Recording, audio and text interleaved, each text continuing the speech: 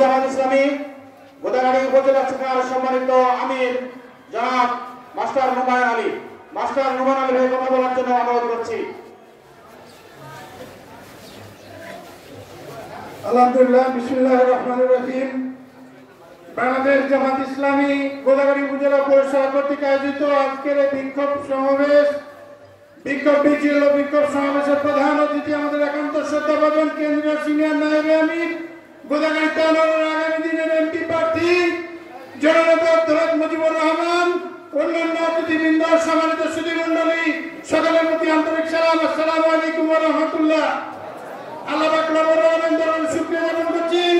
রব্বুল আলামিন আমাদেরকে দীর্ঘ 16-17টি বছর জেলখানা আবদ্ধ রাখার পর 36 জুলাইয়ের মাধ্যমে আমাদেরকে মুক্ত করেছেন এবং মুক্তভাবে ইসলামী আন্দোলনের কথা বলার সুযোগ দিয়েছেন।